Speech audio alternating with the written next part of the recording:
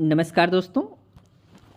आज हम सब सीटेट के प्रीवियस ईयर क्वेश्चन पेपर को कवर करेंगे जो कि आपके आने वाले सीटेट एग्जाम के लिए दोस्तों मोस्ट इंपॉर्टेंट है।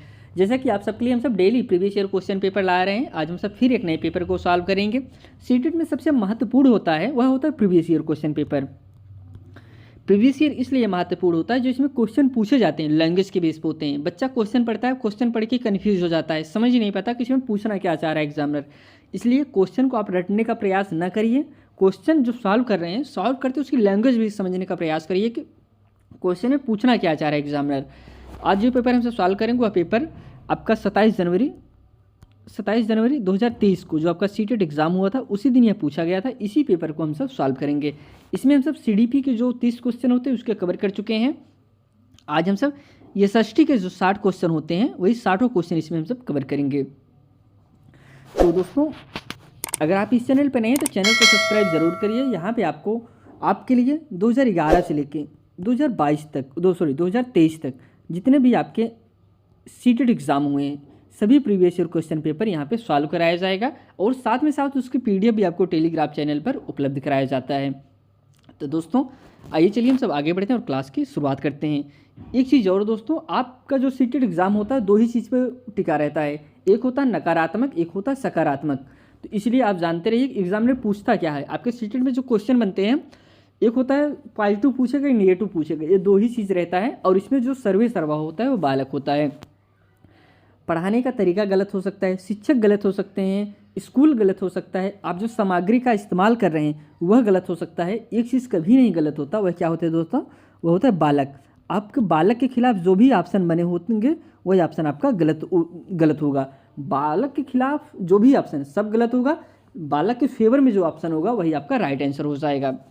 तो क्वेश्चन को सॉल्व करते समय यह चीज़ जरूर ध्यान दीजिए कि हम जो क्वेश्चन सॉल्व कर रहे हैं वो कक्षा 5 के, कक्षा 8 के बालक के लिए है। तो आइए हम सब आगे बढ़ते हैं और क्लास की शुरुआत करते हैं।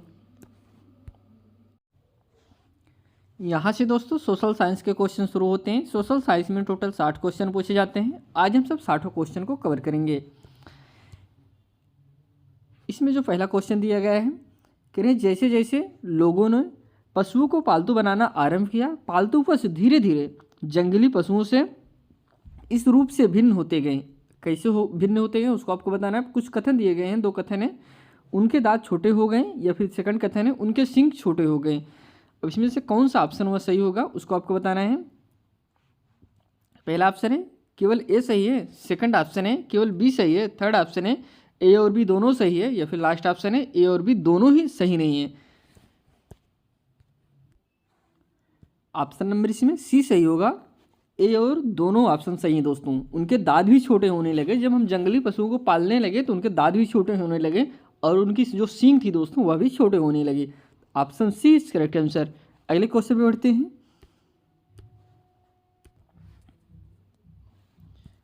यह क्वेश्चन दोस्तों मिलान करना है। इसमें कह रहे हैं मुगल शासकों के अभियानों के संदर्भ में निम्नलिखित का मिलान कीजिए और उपयुक्त विकल्प का चुनाव कीजिए। दोस्तों यहाँ पे आपको मिलान करना है तो हम आपको ऑप्शन ना देकर सीधा सीधा मिला के बता दे रहे हैं कौन सा ऑप्शन किस में सही जाएगा। तो चंदेरी का युद्ध दोस्तों यह किस में जाएगा, चंदेरी का युद्ध 15 से 28 में, तो यह थर्ड में चला जाएगा। चौसा के युद्ध की बात करें तो यह 15 से 39 में लास्ट में हो जाएगा। अहमदनगर को राज्य में मिला लिया, तो किस कब मिला लिया गया था, तो 16 से 32 में फर्स्ट में हो जाएगा। बीजापुर को राज्य में मिला लिया, तो इससे दोस्तों एक ही ऑप्शन बचा है 16 से 85 में, यह आंसर। इसको हमने आपको मिला के बता दिया। आइए हम सब नेक्स्ट क्वेश्चन पे बढ़ते हैं। क्वेश्चन नंबर 3 है, निम्नलिखित में से किस गुप्त वंश शासक ने महाराजधिराज की उपाधि का प्रयोग किया था। तो फर्स्ट ऑप्शन है, फर्स्ट कथन है दोस्तों चंद्रगुप्त द्वितीय ने, सेकंड है समुद्रगुप्त, थर्ड है विष्णुगुप्त, लास्ट है दोस्तों चंद्रगुप्त। अब इसमें कौन कौन से ऐसे शासक थे जो महाराजा धीराज की उपाधि धारण किया था। तो ऑप्शन पहले हम देख लेते हैं। फर्स्ट ऑप्शन है ए और बी सही है, सेकंड ऑप्शन है बी और सी सही है, थर्ड ऑप्शन है सी और डी सही है, लास्ट ऑप्शन है बी और डी सही है। तो करेक्ट आंसर इसमें हो जाएगा बी और डी, जो समुद्रगुप्त और चंद्रगुप्त यह दोनों ने महाराजा धीराज की उपाधि धारण की थी। तो ऑप्शन नंबर इसमें डी इज करेक्ट आंसर। अगले क्वेश्चन पे बढ़ते हैं। मध्यकालीन भारत के इतिहास के संदर्भ में पिएत्रा ड्यूरा से क्या तात्पर्य है? फर्स्ट ऑप्शन है, ये एक प्रकार की कपड़े की जटिल डिजाइन थी जो मुगलों के अधीन दक्कन और आसपास के इलाके में लोकप्रिय थी। सेकंड ऑप्शन है, ये उत्कीर्णित संगमरमर अथवा बलुआ पत्थर पर रंगीन कठोर पत्थर को दबाकर बनाए गए सुंदर तथा अलकृत नमूने थे। थर्ड है, रस्मों के दौरान, एक मिनट यहाँ से है, मुगल विवाह की रस्मों के दौरान बजाए जाने वाले वाद्य यंत्र की एक किस्म है, या फिर लास्ट है,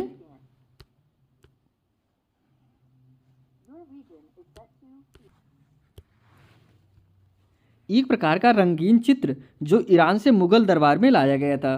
तो इसका जो कि करेक्ट आंसर हो जाएगा ऑप्शन नंबर इसमें बी सही होगा। ये उत्कीर्णित संगमरमर अथवा बलुआ पत्थर पर रंगीन कठोर पत्थर को दबाकर बनाए गए सुंदर तथा अलकृत नमूने थे। Option B is correct answer. Next question पे बढ़ते हैं। क्षेत्रीय संस्कृतियों के संदर्भ में निम्नलिखित का मिलान कीजिए और उपयुक्त विकल्प का चुनाव कीजिए।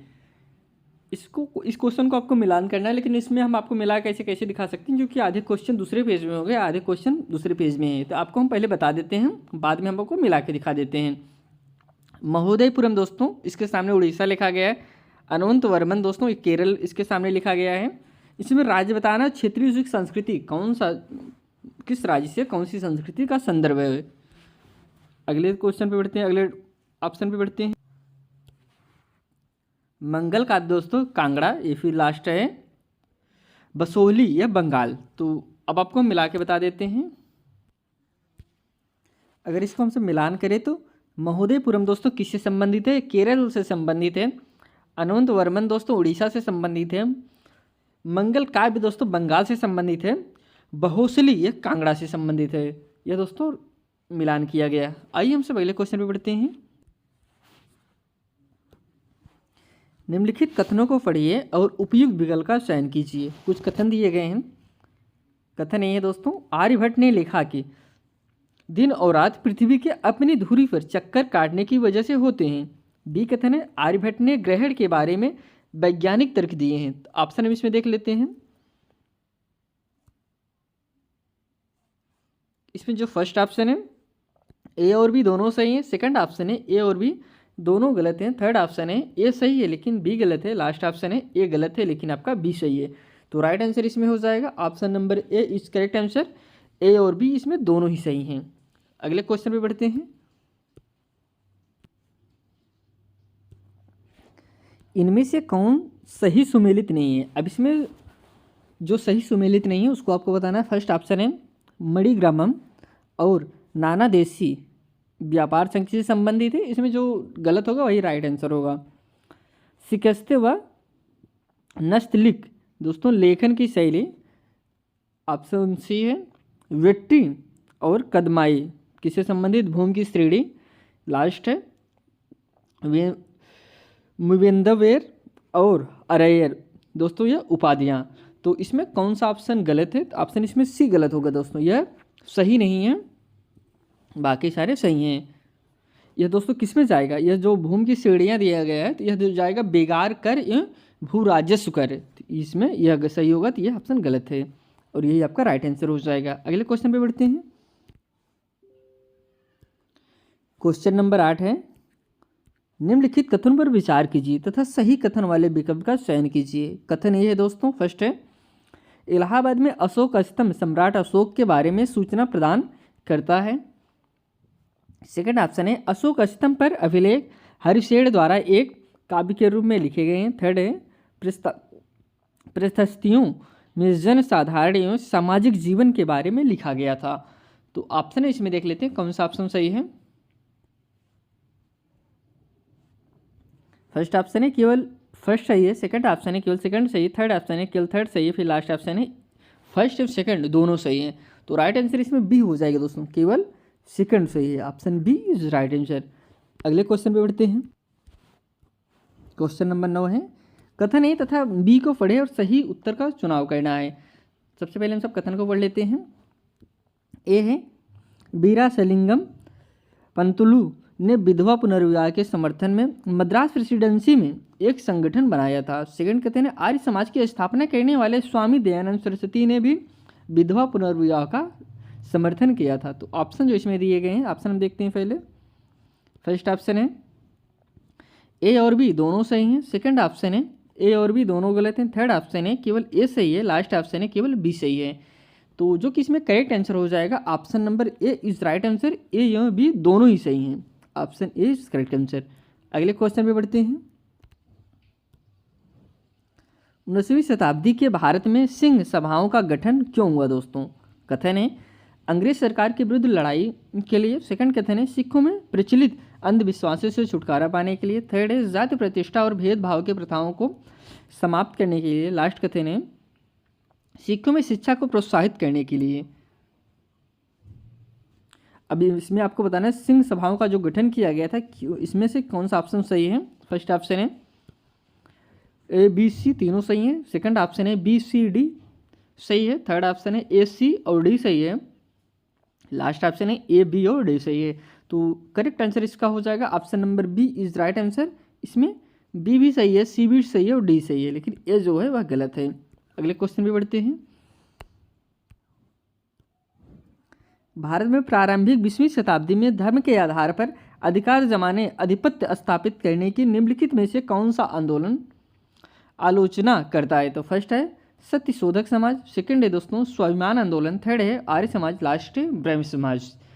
तो करेक्ट आंसर इसका हो जाएगा ऑप्शन नंबर इसमें बी सही होगा स्वाभिमान आंदोलन। दोस्तों कौन सा आंदोलन आलोचना करता है? तो स्वाभिमान आंदोलन। Option B is correct answer.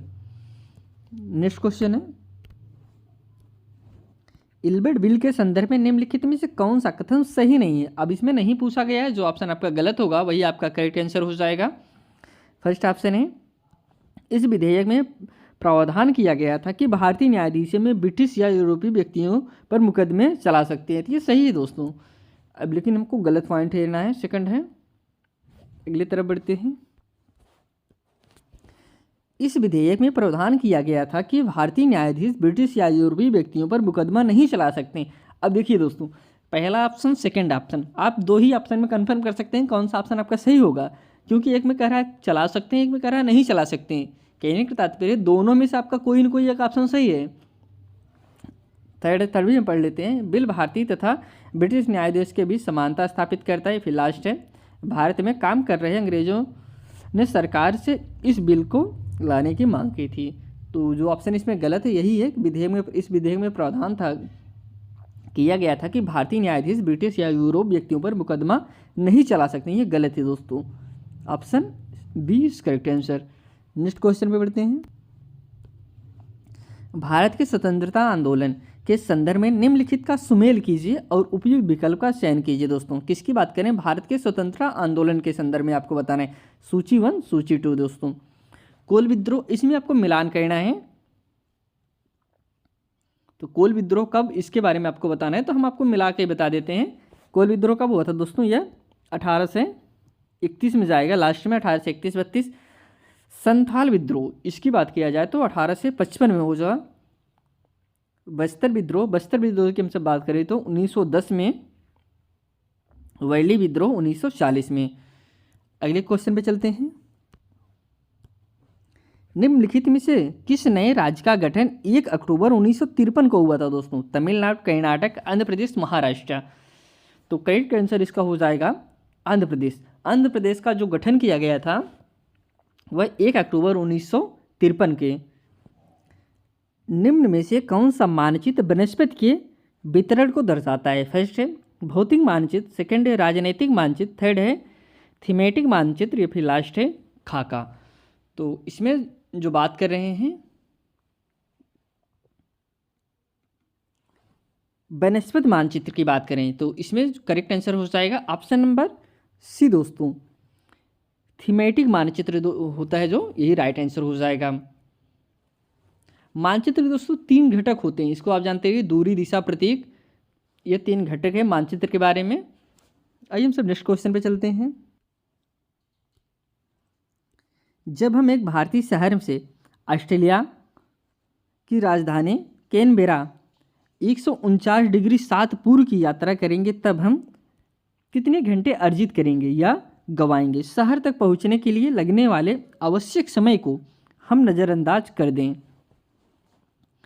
अब यहाँ पे आपको बताना है कि इसको आपको नज़रअंदाज करना है, शहर तक पहुँचने में लगने वाला समय को नज़रअंदाज करना है, बाकी इसको बताना है। तो फर्स्ट है लगभग 5 घंटे गवाएंगे, सेकेंड है दोस्तों लगभग 10 घंटे गवाएंगे, थर्ड है 15 घंटे गवाएंगे, या फिर लास्ट है 15 घंटे अर्जित करेंगे। अब इसका जो कि करेक्ट आंसर हो जाएगा ऑप्शन नंबर इसमें ए सही होगा। लगभग हम सब 5 घंटे गवाएंगे। Option A is right answer. Next question पे बढ़ते हैं।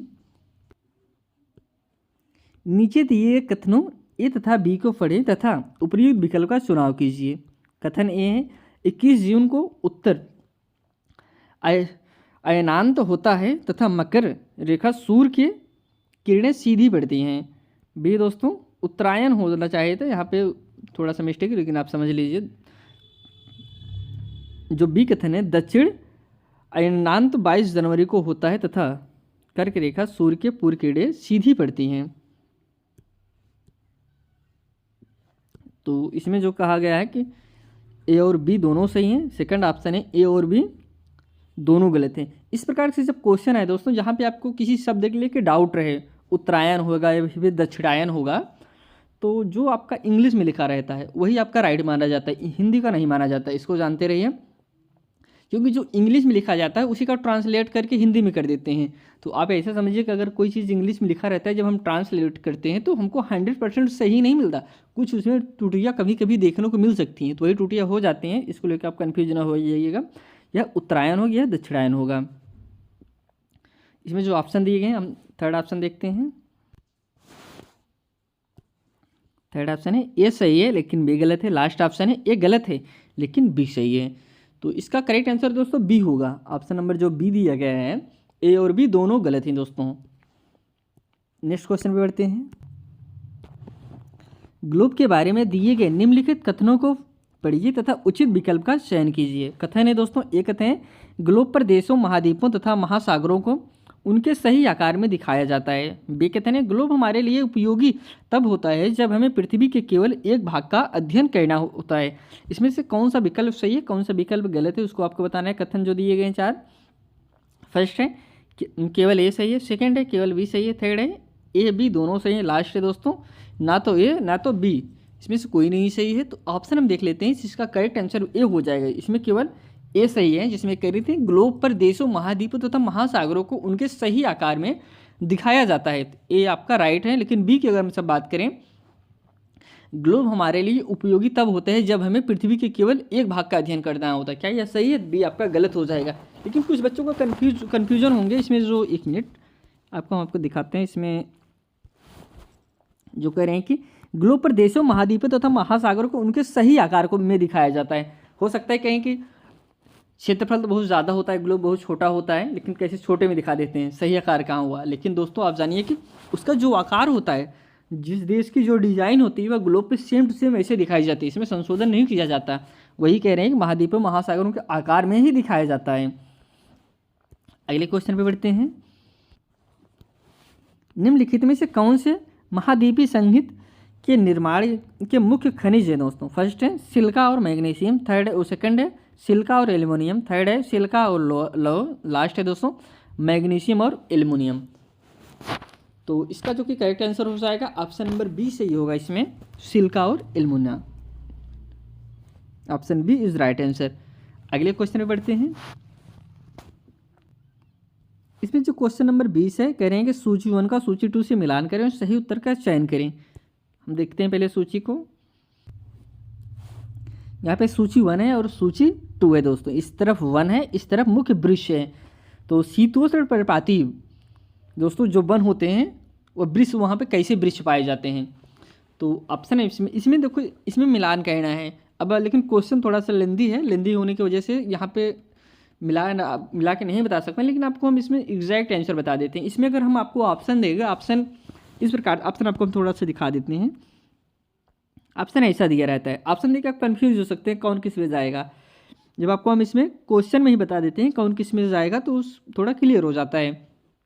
अगर हम सब शीतोष्ण की बात करें तो शीतोष्ण जो पर्णपाती वन होते हैं वहाँ पे कैसे वृक्ष पाए जाते हैं, वहाँ पाए जाते हैं जैसे साल हो गया, ये होगा दोस्तों बांज, एस 20, ये सब दोस्तों शीतोष्ण पर्णपाती वन में पाए जाते हैं। उष्णकटिबंधीय पर्णपाती वन, या दोस्तों इसमें कौन से वृक्ष पाए जाते हैं, तो यहाँ पे दोस्तों साल पाए जाते हैं, सागौन पाए जाते हैं, शीशम पाए जाते हैं उष्णकटिबंधीय पर्णपाती वन में। फर्स्ट में चला जाएगा उष्णकटिबंधीय जो सदाबहार वन होते हैं उसमें क्या पाए जाते हैं, एक मिनट हम नीचे और बढ़ते हैं। हाँ दोस्तों, उष्णकटिबंधीय वन सदाबहार में पाए जाते हैं रेजवुड, आबनूस, मोहोगनी, ये सब दोस्तों कहाँ पे पाए जाते हैं, उष्णकटिबंधीय सदाबहार वन में पाए जाते हैं। और शीतोष्ण सदाबहार वन में क्या पाए जाते हैं, यह आपका फर्स्ट में चला जाएगा, फर्स्ट में नहीं दोस्तों, एक मिनट, हाँ डी है ना, डी आपका फर्स्ट, तो इसमें एक मिनट, हाँ एस में चला जाएगा, वाज चला जाएगा, चेड़ यूकोलिप्टस, शीतोष्ण सदाबहार वन में पाए जाते हैं। अब हम सब नेक्स्ट क्वेश्चन पे चलते हैं। क्वेश्चन नंबर 21, यह भी दोस्तों स्टेटमेंट से ही संबंधित है। निम्नलिखित अभिकथन ए और कारण आर को पढ़िए और ज्वार के संदर्भ में ऊपरी विकल्प का चयन कीजिए। इसमें किसकी बात कर रहे हैं, ज्वार की बात कर रहे हैं, जो ज्वार भाटा समुद्र में आता है उसी की बात है। तो अभिकथन ये है दोस्तों, पूर्णिमा अमावस्या के दिनों में सबसे ऊंचे ज्वार उठते हैं और जिसका कारण दिया गया है। कारण पढ़ते हैं पहले। कारण आ रहे हैं, सूर्य चंद्रमा या पृथ्वी एक सीध में होते हैं और सूर्य और चंद्रमा के शक्तिशाली गुरुत्वाकर्षण बल के कारण ऊंचे ज्वार आते हैं। ऑप्शन इसमें देखते हैं, इसमें फर्स्ट ऑप्शन है ए और आर दोनों सही हैं। ए जो है आर की सही व्याख्या करता है। सेकंड ऑप्शन है ए और आर दोनों सही है लेकिन ए जो है आर की सही व्याख्या नहीं करता। अगले ऑप्शन पे हम बढ़ते हैं। थर्ड ऑप्शन है ए सही है लेकिन आर गलत है। लास्ट ऑप्शन है ए गलत है लेकिन आर सही है। तो करेक्ट आंसर इसका ए हो जाएगा। इसमें जो है ए और आर दोनों ही सही हैं। ए जो है आर की सही व्याख्या करता है। A is correct answer. Next question पे बढ़ते हैं। क्वेश्चन नंबर 22 है, निम्न में से कौन से अस्थाई पौने नहीं है। अब इसमें जो गलत है वही आपका करेक्ट आंसर हो जाएगा। नहीं की बात करें तो फर्स्ट ऑप्शन है पश्चिमी पौने, पूर्वी पौने, मानसूनी पौने या फिर व्यापारिक पौने। तो इसमें जो कि अस्थाई पौने नहीं है कौन सी हो दोस्तों, मानसूनी पौने। जब सिर्फ मानसून में आती हैं ये अस्थाई पौने नहीं है, बाकी सभी अस्थाई पौने हैं। तो नेक्स्ट क्वेश्चन में बढ़ते हैं। क्वेश्चन नंबर 23 है, पृथ्वी की सतह से आरंभ होते हुए वायुमंडल की परतों का सही क्रम कौन सा होगा दोस्तों। कहाँ से आरंभ हो रही हैं, पृथ्वी की सतह से। फर्स्ट है समताप मंडल, मध्यमंडल, वायुमंडल या फिर वायुमंडल या क्षोभ मंडल। अब इसमें बताना है आपको कौन सा। सबसे पहले यह जान लीजिए कि सबसे पहले क्या होता है। सबसे पहले क्षोभ मंडल होता है दोस्तों ना, तो फिर समताप मंडल की यहाँ बात करें तो गलत हो जाएगा। अब इसमें जिस ऑप्शन में आपका क्षोभ मंडल होगा वह राइट होगा। आप इतना अगर एक भी ऑप्शन आपको पता रहता है दोस्तों आप सही कर सकते हैं। लास्ट वाला जैसे आपको पता होगा, लास्ट जो सबसे लास्ट में होता है उसे हम वायुमंडल कहते हैं, लेकिन जो सबसे पहले होता है क्षोभ मंडल कहते हैं। अगर आपको क्षोभ मंडल पता है, सबसे पहले आप चारों ऑप्शन में देख लीजिए किस किस में क्षोभ मंडल है। अब यहाँ पे देखिए तुरंत आपका आंसर क्लियर हो गया। इसमें भी मध्यमंडल है, इसमें समताप मंडल है, इसमें समताप मंडल, इसमें क्षोभ मंडल है। आपको पूरा पढ़ने की जरूरत ही नहीं दोस्तों। सबसे पहले क्षोभ मंडल, समताप मंडल, मध्यमंडल, फिर वायुमंडल। B is correct answer. Next question में बढ़ते हैं। इस प्रकार से भी आप छाँटने का प्रयास किया करिए। कोई भी अगर ऑप्शन आपको लग रहा है या 100% सही है, एक भी ऑप्शन पता है, तब भी आप सही आंसर पर जा सकते हैं, सही आंसर को टिक कर सकते हैं। नेक्स्ट क्वेश्चन में बढ़ते हैं। किस प्रकार के ग्रामीण बस्तियों में घर पास पास बने होते हैं दोस्तों। किस प्रकार के ग्रामीण बस्तियों में ऐसे घर बने होते हैं जो पास पास रहते हैं। रेखी, वृत्ताकार, प्रकीर्ण या फिर सघन। तो करेक्ट आंसर है दोस्तों सघन। सघन मतलब होता है आप घनी भी कह सकते हैं। जैसे घनी बस्तियों में, कैसे सभी के घर एक ही जैसे लगे पास पास ही बच्चे बने रहते हैं, क्योंकि प्लेस ज़्यादा नहीं होता उन सबके पास में। जैसे भी शहरों में देखें दोस्तों, यहाँ पे भी घर जो होते हैं बहुत पास पास बने होते हैं, लेकिन जो ग्रामीण होते हैं जहाँ पे ज़मीन बहुत ज़्यादा होती है वहाँ पे घर दूर दूर बने होते हैं। तो इसको आप जानते रहिए। तो ऑप्शन इसमें डी सही होगा, सघन। नेक्स्ट क्वेश्चन पे चलते हैं। पर्यावरणीय माल्चिंग का महत्व क्या है दोस्तों। फर्स्ट ऑप्शन है पीड़कों को दूर रखता है, पौधों की बेहतर वृद्धि में सहायक होता है। थर्ड है जो उर्वरक की भांति कार्य करता है। लास्ट है मृदा की नमी बनाए रखने में सहायक होता है। तो करेक्ट आंसर यही डी हो जाएगा, मृदा की नमी बनाए रखने में दोस्तों सहायक होता है। अगर इसकी हम सब बात करें तो जो ये पलवारने हैं इसका क्या मतलब है, माल्चिंग का महत्व क्या है दोस्तों, इसे जैसे हम कहते हैं ना, क्योंकि जो पलवार होता है मृदा को प्लास्टिक की एक पतली परत से ढक दिया जाता है, जिससे दोस्तों क्या होता है वाष्पोत्सर्जन नहीं हो पाता है और नमी बरकरार रहती है। आप कभी कभी गांव में देखते होंगे एक पतली सी प्लास्टिक से सारे ढक देते हैं और उसमें से एक पेड़ लगा देते हैं, वो होता है उससे दोस्तों क्या होता है, उससे नमी जो बनी रहती है और जो फसल उसमें हम बोते हैं वो अच्छा होता है। तो यही होता है, मृदा की नमी बनाए रखने में सहायक होता है। नेक्स्ट क्वेश्चन पे चलते हैं। क्वेश्चन नंबर 26 है, खनिजों के संदर्भ में निम्नलिखित में से कौन सा कथन सही नहीं है दोस्तों। इसमें जो ऑप्शन आपका गलत होगा वही राइट होगा। फर्स्ट ऑप्शन है खनिजों का निश्चित रासायनिक संयोजन होता है। सेकंड ऑप्शन है ये प्राकृतिक रूप से पाए जाने वाले पदार्थ हैं। थर्ड है दोस्तों पूरे स्थान में समान बराबर रूप में फैले होते हैं। लास्ट है किसी विशिष्ट क्षेत्र अथवा चट्टानों के गठन में पाए जाते हैं। तो खनिज की बात करें, खनिज कहाँ पे पाए जाते हैं, खनिज पाए जाते हैं दोस्तों, इसमें जो सही नहीं है, इसमें खनिज के बारे में पूछा जो सही नहीं है, तो दोस्तों चट्टानों में पाए जाते हैं, सही होगा। तो ये पूरे स्थान में समान बराबर रूप से फैले होते हैं। क्या जो खनिज पदार्थ हमको मिलते हैं वो सब जगह मिलते हैं, हमको सब जगह नहीं मिलते, कुछ विशेष स्थानों पे मिलते हैं। तो ये ऑप्शन आपका सी गलत होगा और सी ही आपका राइट हो जाएगा, इसमें क्यों गलत बात कर रहा है। अगले क्वेश्चन पे चलते हैं। कौन सा उद्योग विश्व का प्राचीनतम उद्योग है दोस्तों। लघु उद्योग, कपास एवं वस्त्र उद्योग, थर्ड है जूट उद्योग, या फिर लास्ट है दोस्तों रबड़ उद्योग। कौन सा उद्योग प्राचीन उद्योग है, इसमें राइट आंसर कपास वस्त्र उद्योग दोस्तों, यह प्राचीन उद्योग है। इससे दोस्तों धागे से कपड़े बनाया जाता है, जो कपास होता है उससे क्या बनाया जाता है, कपड़े बनाए जाते हैं। ये प्राचीन कला है दोस्तों, इसको आप जानते रहिए। नेक्स्ट क्वेश्चन पे चलते हैं। निम्नलिखित कथनों ए और वी को पढ़िए और उपयुक्त विकल्प का चुनाव कीजिए। कथन ए है दोस्तों पद राज्य और सरकार का अंतर्वर्धन नहीं दिया जा सकता। कथन बी है दोस्तों सरकार कानूनों के संबंध में प्रबंधन और उन्हें लागू करने के लिए उत्तरदायी है, जबकि राज्य एक ऐसी राजनीतिक संस्था है जो अन्य प्रभुता संपन्न लोगों का, आगे हम देखते हैं क्या लिखा गया है, प्रतिनिधित्व करता है, जिन्होंने एक निश्चित क्षेत्र पर अधिकार कर रखा है। फर्स्ट ऑप्शन है ए और बी दोनों सही हैं। सेकंड ऑप्शन है ए और बी दोनों गलत हैं। थर्ड ऑप्शन है ए सही है लेकिन बी गलत है। लास्ट ऑप्शन है ए गलत है लेकिन बी सही है। तो जो किसका करेक्ट आंसर हो जाएगा, option number A is right answer. इसमें दोस्तों ए और बी दोनों ही सही हैं। नेक्स्ट क्वेश्चन पे चलते हैं। ए तथा आर कथनों को पढ़िए तथा उपयुक्त विकल्प का चुनाव कीजिए। कथन ए है दोस्तों केरल और लद्दाख की भौगोलिक विशेषताएं भिन्न हैं किंतु उनका इतिहास समान संस्कृति प्रभावों का साक्षी रहा है। कथन आर है इतिहास तथा भूगोल अक्सर क्षेत्र विशेष की संस्कृति जीवन से बधे होते हैं। तो ऑप्शन इसमें देख लेते हैं कौन सा ऑप्शन सही होगा।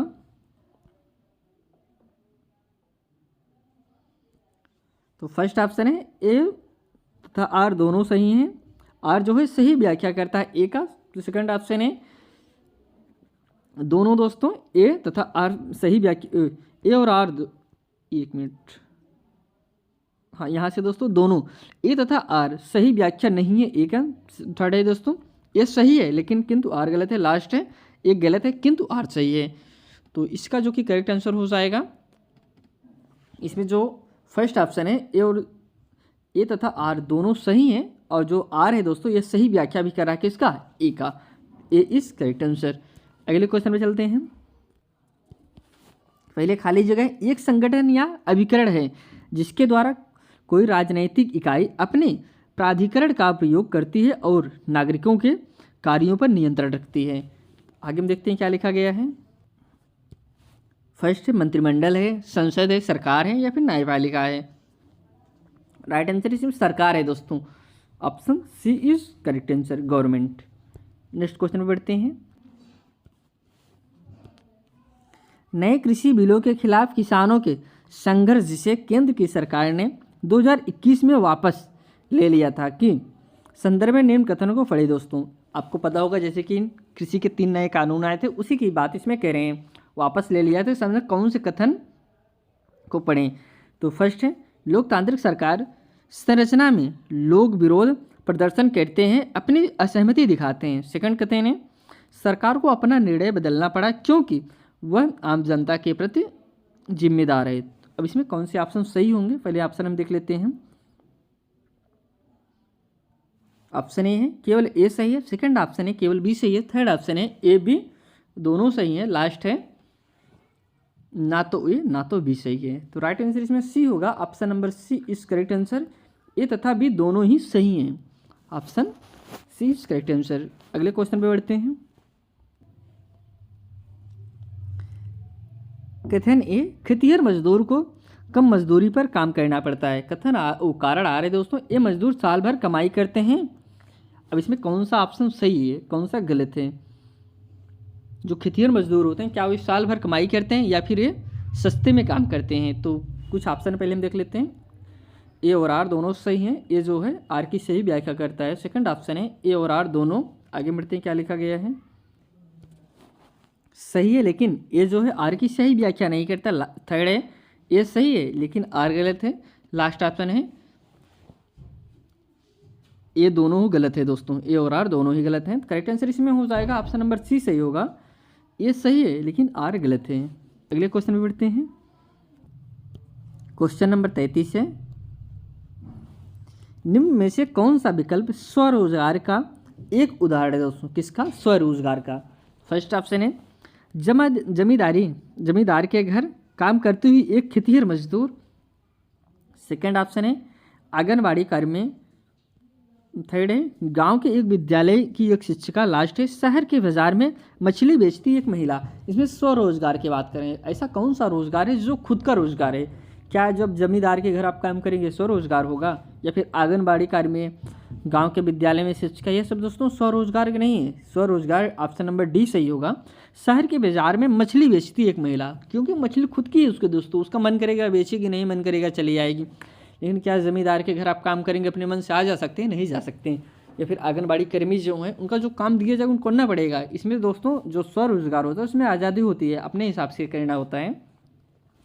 Option D is correct answer. अगले क्वेश्चन में बढ़ते हैं। निम्नलिखित कथनों ए और आर को पढ़िए तथा उपयुक्त विकल्प का चयन कीजिए। अभिकथन ए है जनमत को प्रभावित करने के लिए संचार माध्यम मीडिया द्वारा मसौदा तय किया जाना। कारण आ रहे संचार माध्यम मीडिया की व्यावसायिक घरानों के निकट संबंध है। अब ऑप्शन हम देखते हैं इसमें कौन कौन से ऑप्शन दिए गए हैं। फर्स्ट ऑप्शन है ए और आर दोनों सही हैं। ए जो है आर जो है दोस्तों ए की सही व्याख्या है। सेकंड ऑप्शन है ए और आर दोनों ही सही हैं, आर जो है ए की सही व्याख्या नहीं है। थर्ड ऑप्शन है ए सही है परंतु आर गलत है। लास्ट ऑप्शन है ए गलत है परंतु आर सही है। तो इसका जो कोई करेक्ट आंसर हो जाएगा ऑप्शन नंबर इसमें बी सही होगा। ए और आर दोनों सही हैं, आर जो है ए की सही व्याख्या नहीं है, लेकिन सही दोनों हैं। नेक्स्ट क्वेश्चन बढ़ते हैं। क्वेश्चन नंबर 35 है, निम्नलिखित स्रोतों में से कौन सा समाज में लैंगिक असमानता और भेदभाव के स्रोत हो सकता है। किसकी बात करें, लैंगिक असमानता की बात कर रहे हैं। पहले हम ऑप्शन देख लेते हैं। फर्स्ट ऑप्शन है महिलाओं और पुरुषों के काम को अलग अलग भाव महत्व देना। सेकंड है बालिका शिक्षा के लिए प्रावधान। थर्ड है दहेज प्रथा को कम करना। लास्ट है दोस्तों विद्यालयों में लड़कों और लड़कियों के लिए अलग शौचालय। इसमें कह रहे हैं कि लैंगिक असमानता की कौन सा ऑप्शन है जो लैंगिक असमानता को दर्शा रहा है। तो करेक्ट आंसर इसका ए हो जाएगा दोस्तों, महिलाओं और पुरुषों को काम को अलग अलग भाव या महत्व देना। दोस्तों आप कोई जैसे पुरुष काम कोई कर रहा है तो उसे अलग भाव दीजिए, महिला कोई काम करे तो उसे अलग भाव दीजिए, यही आपका होता है लैंगिक असमानता, इसी को कहा जाता है।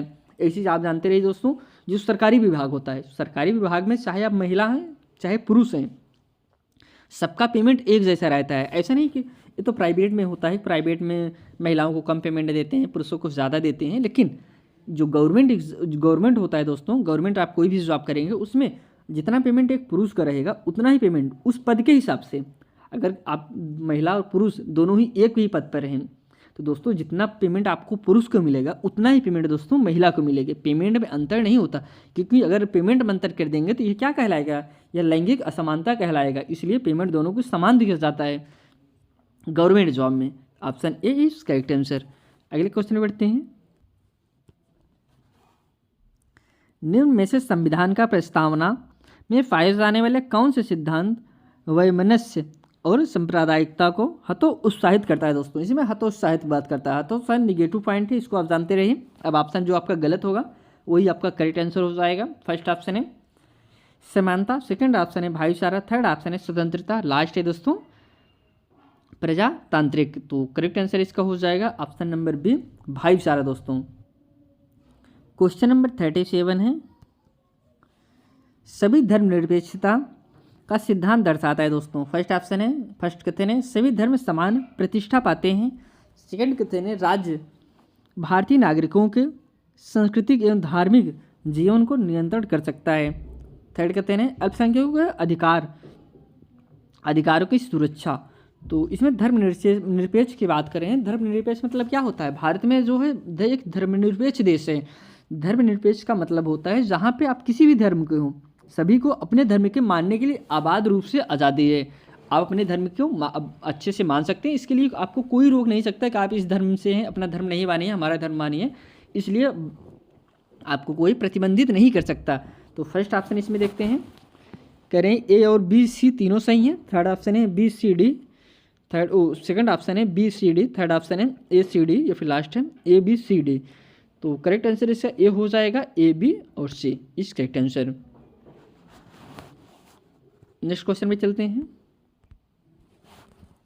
किस मौलिक अधिकार के तहत किसी नागरिक को कम मेहनत आने पर काम करने या बंधुआ मजदूर के तौर पर काम करने के या बंधुआ मजदूर के तौर पर काम करने के लिए मजबूर नहीं किया जा सकता है?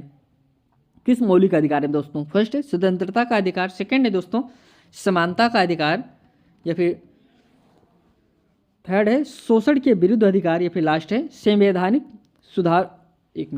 सुधारों का अधिकार। तो किस अधिकार में दोस्तों? ऑप्शन नंबर सी शोषण के विरुद्ध अधिकार। दोस्तों यह शोषण का विरुद्ध अधिकार जो है यही आपका राइट आंसर हो जाएगा। यह अधिकार जो है 23 से लेकर 24 तक है।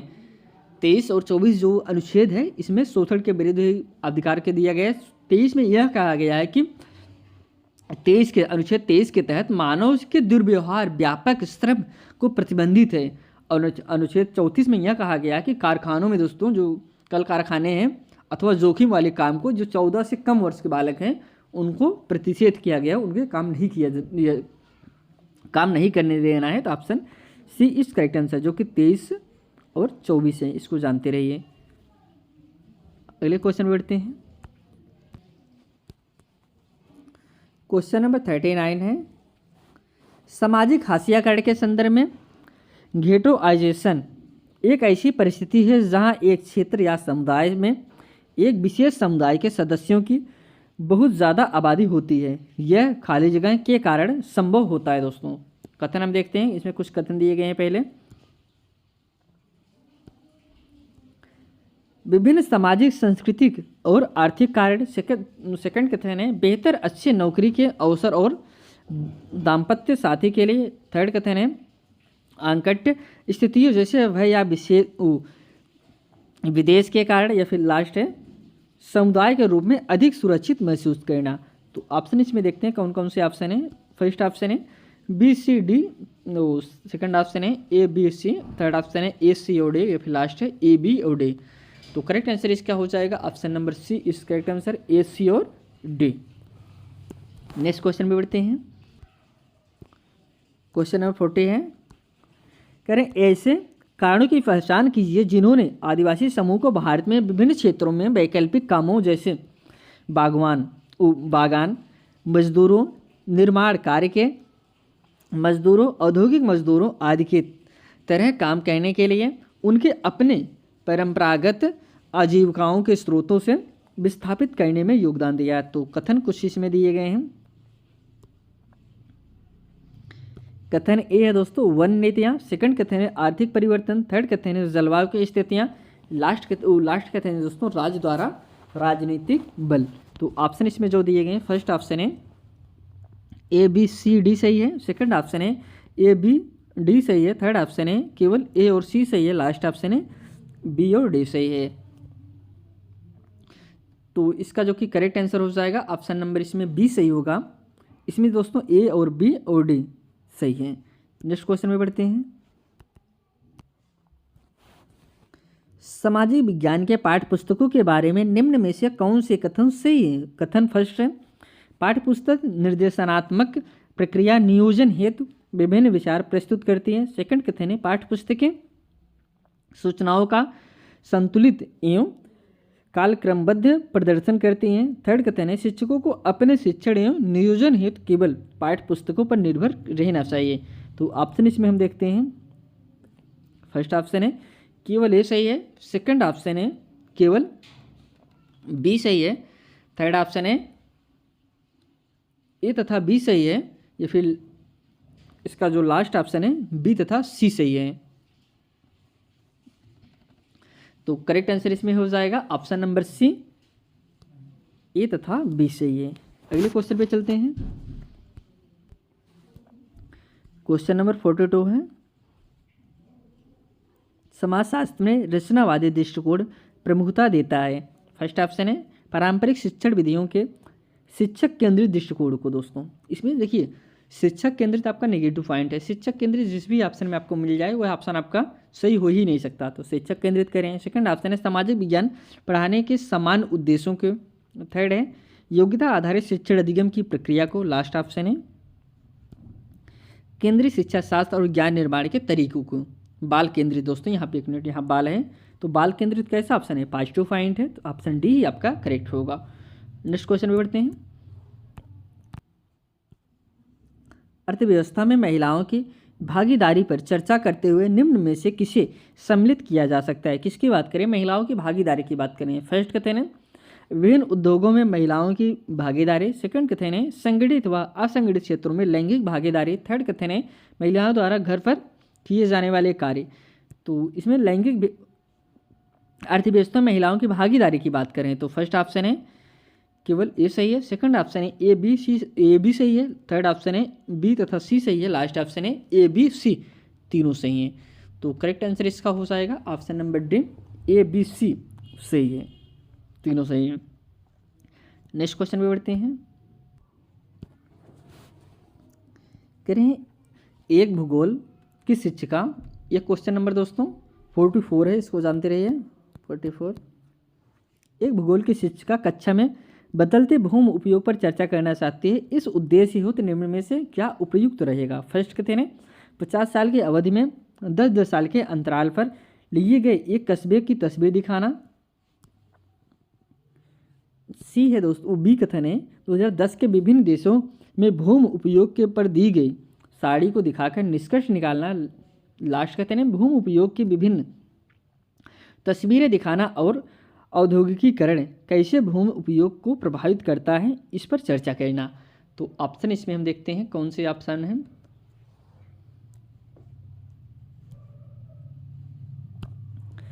केवल ए तथा बी सही है, सेकंड ऑप्शन है बी तथा सी सही है, थर्ड ऑप्शन है ए तथा सी सही है, लास्ट ऑप्शन है ए बी सी तीनों सही हैं।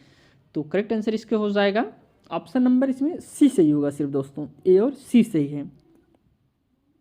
नेक्स्ट क्वेश्चन में बढ़ते हैं। हाशियाकरण की संकल्पना को प्रस्तुत करने के लिए किस संसाधन का उपयोग किया जा सकता है? फर्स्ट है समीप के एक संग्रहालय का भ्रमण। सेकंड है दोस्तों एक मैप जिसमें भारत के हर एक राज्य आदिवासी की जनसंख्या दिखाई गई है, इसमें हाशियाकरण की बात करें।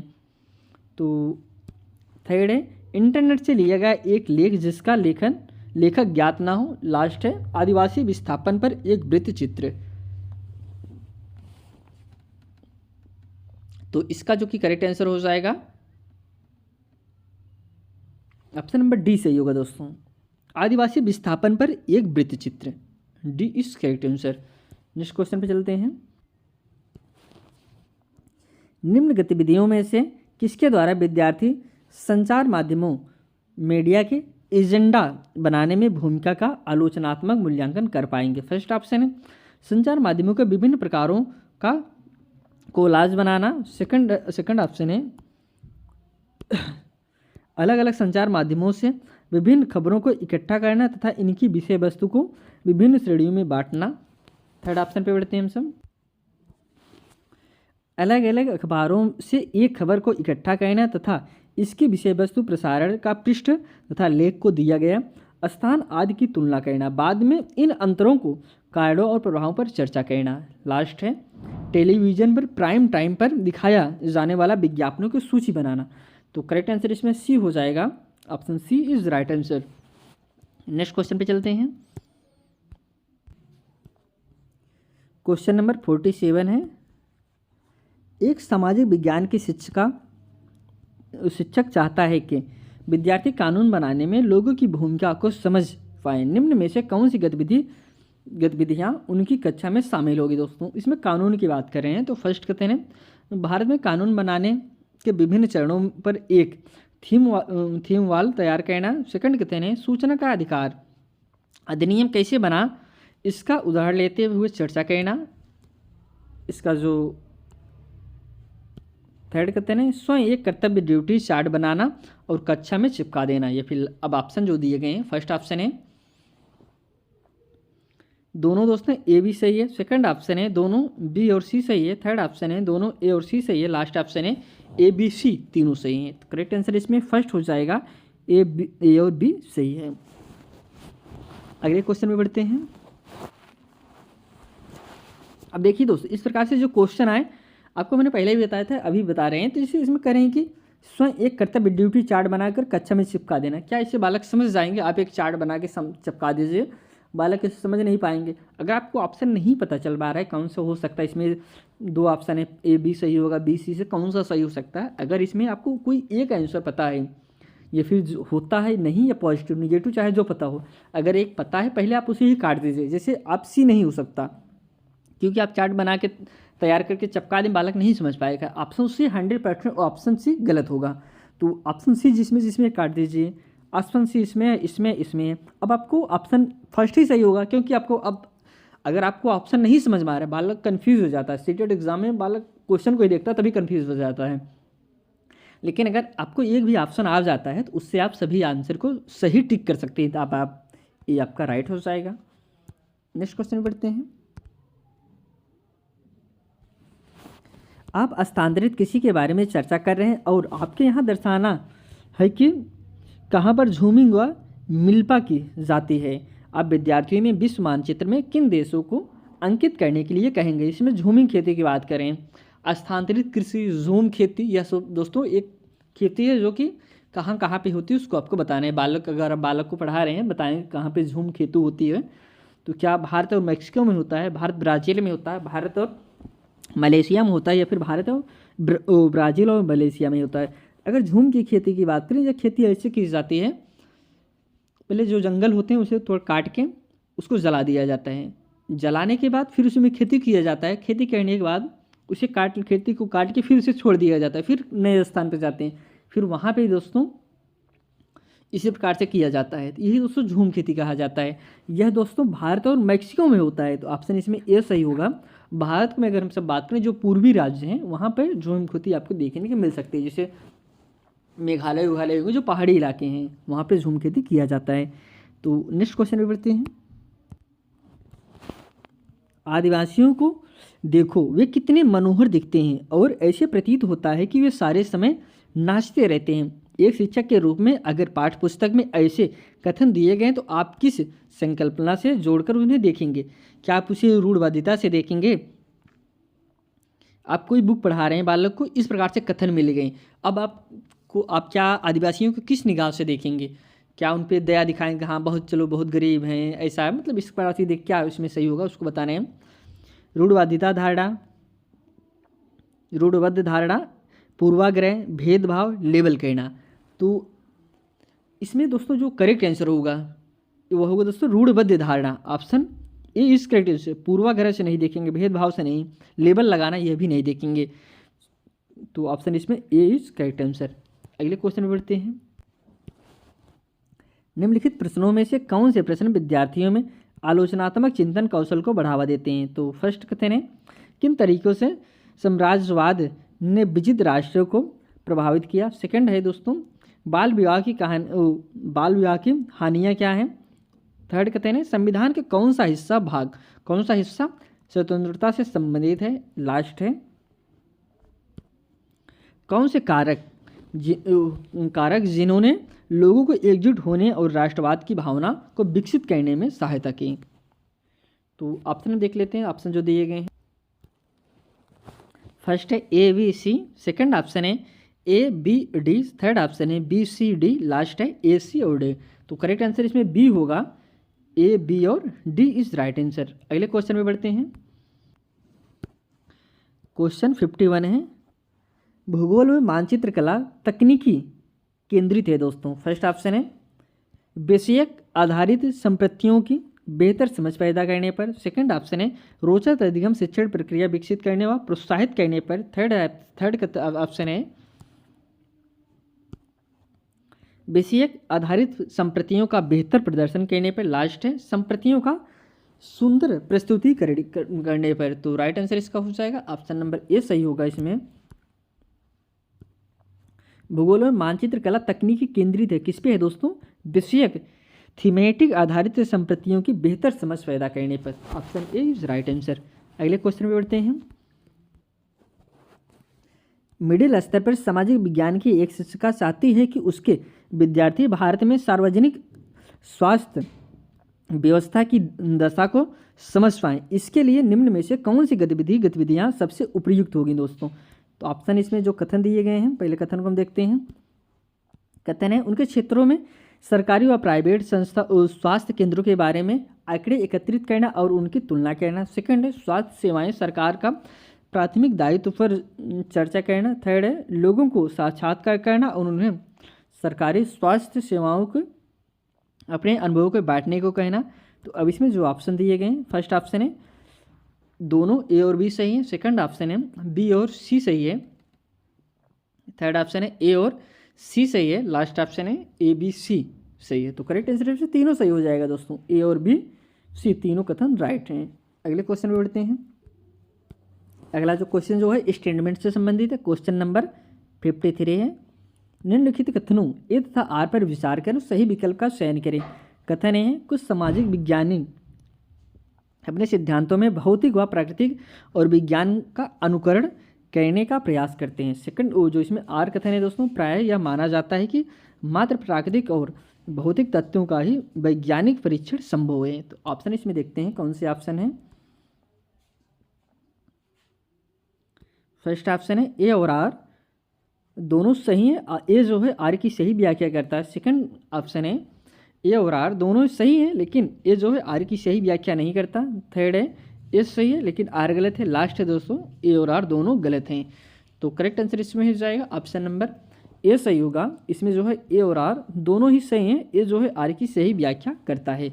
तो नेक्स्ट क्वेश्चन पे बढ़ते हैं। निम्नलिखित स्रोतों में से किसको प्राचीन भारतीय इतिहास के शिक्षण के साथ जोड़ा नहीं जा सकता, नहीं पूछा है, जो आपका गलत ऑप्शन है होगा वही राइट हो जाएगा। तो फर्स्ट ऑप्शन है गुफा चित्रकारी को, लघु आकारी चित्रकारी को, या फिर थर्ड है अभिलेख को, या फिर रूप चित्रकारी को। तो ऑप्शन इसमें डी ही दोस्तों गलत है और डी ही आपका सही आंसर हो जाएगा, रूप चित्रकारी को। नेक्स्ट क्वेश्चन पे बढ़ते हैं।